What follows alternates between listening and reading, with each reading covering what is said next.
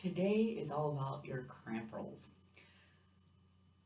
Now, we've learned about the general Cramproll, where it's toe-toe, heel-heel, but there are a whole variety of other options to Cramprolls, and I would have to say this is probably one of the biggest families of tap. You're able to add awesome plays, brises, bells. You can turn with them, do doubles. There are things called fake cramp rolls. You can add flaps and shuffles. They can progress. You can add toe clicks. You can travel with them. There's so many options. And so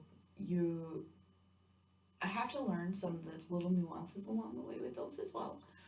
But the whole reason, again, it's a family is because there is a whole group of options that you can choose from that fall into this category. I will see you tomorrow as we talk about your next family. I will see you then.